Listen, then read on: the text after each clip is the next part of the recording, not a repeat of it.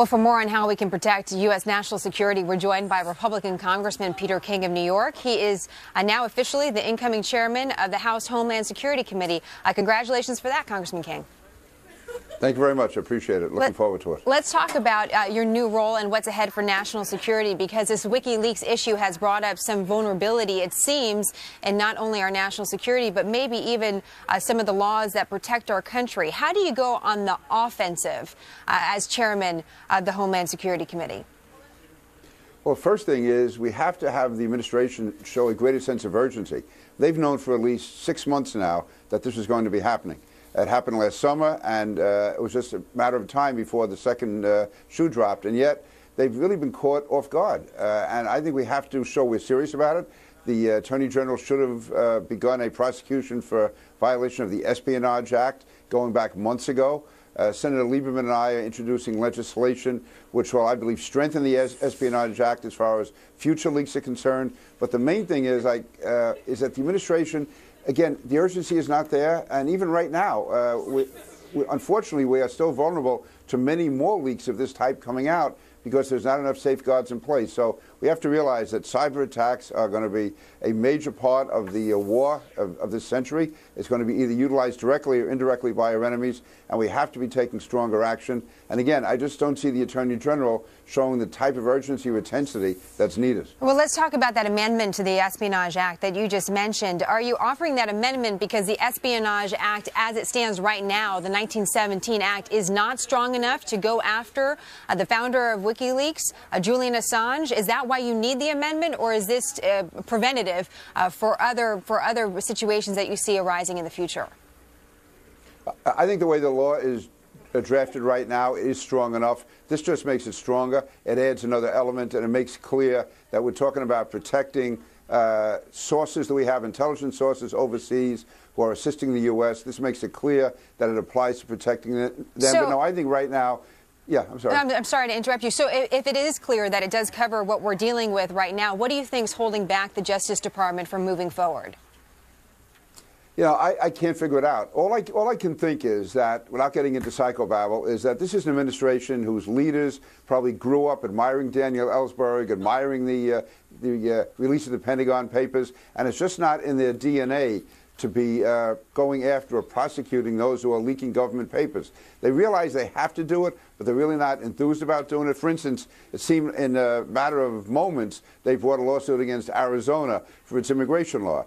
Early on in the administration, they decided to begin a criminal investigation of the CIA interrogators who kept us safe all these years. But yet on this one, they seem to be so reluctant to go forward. I think it's a liberal ideological bias they have, which just inhibits them from moving forward as quickly as they should. Because ultimately, you know, there's as Joe Lieberman said the other day, that once you start prosecuting WikiLeaks, you know, the next logical step could be the prosecution of the New York Times. And I just don't know if this administration even wants to contemplate that. Well, let's just talk a little bit about that, and I'm going to have to run it. And John has a few more questions for you after the break. But you brought that up. Some people look at Julian Assange as a freedom fighter, someone that's providing information so people have a way to hold governments accountable. Others describe him as a cyber terrorist. He got this information illegally and he put it out there, but other news organizations like the New York Times, like The Guardian, and several other major newspapers around the world have published it as well, some in edited versions, but they did publish this stolen information. How do you go after him and not go after them? Well, in my mind, we should go after both. Let's go after Assange first, but I called 4 years ago for the prosecution of the New York Times when they disclosed the SWIFT program, which was absolutely essential to America's anti-terrorist efforts. It caused great harm to the war against terrorism, and yet the New York Times went ahead, put it on the front page. It was totally irresponsible. Same what they did with Pfizer. Now, and, you know, going back to the Pentagon Papers case, in that case, I believe 5 of the judges said that even though you cannot stop a newspaper from publishing this material, there's no reason why they cannot be prosecuted for violating the Espionage Act.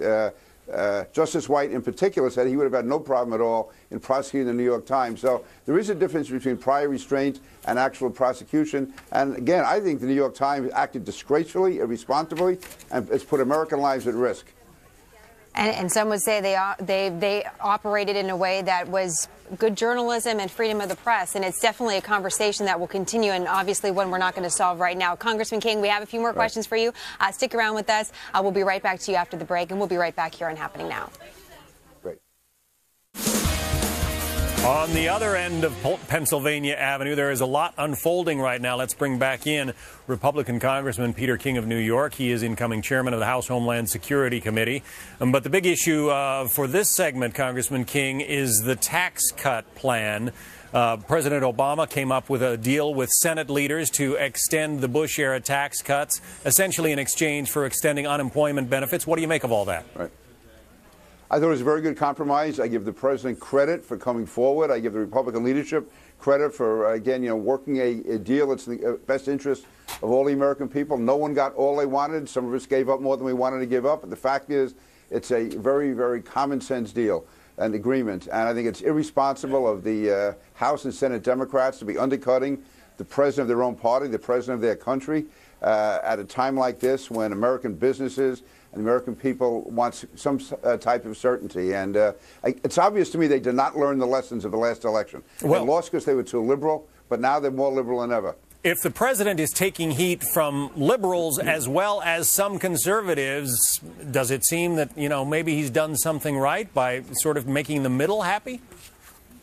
Yeah, I'm giving the president credit, and I think conservatives should realize that, and that's why I give John Boehner and Mitch McConnell and Eric Cantor a lot of credit. They realized this was an agreement that was in the interest of the American people, and I think for conservatives who before the election said President Obama wouldn't have the guts to move toward the center, that he was going to be locked into his liberal position, the president has moved. He has demonstrated a willingness to work with us, and our leadership has reciprocated. I think it's a good agreement for the American people, and I think for conservative commentators to be harping and taking cheap shots at the president, I think it's wrong, and it's even more wrong for the liberals in his own party to be taking shots at him the way they are. I think it's irresponsible. Our viewers write into us an awful lot about the extension of these unemployment benefits. On the one hand, given the jobless situation in this country, you don't want to be cruel.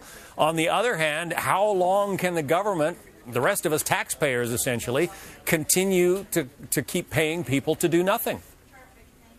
John, I believe that the unemployment benefits should have been paid for by some equivalent cuts. They were not. I'm still willing to vote for the overall package, though, because I believe the overall economic gain and growth that we get from this entire package will offset the loss we suffer by not paying for the unemployment insurance. That's what a compromise is all about. On balance, is it better for the country? I say yes, it is. Ideally, should we have paid for the unemployment benefits? Yes. We're not paying for them. However, I believe the overall growth that's going to come from this package is going to more than offset whatever loss we suffer on the unemployment insurance. It's a way to get this going, get it off the tables before the new year starts, and give business the opportunity to get going. It's important to know, not just the price of everything, but the value of everything. All right. And that's what we have to look at here, the overall package. Congressman Peter King, Republican of New York. Thanks. Thank you, John.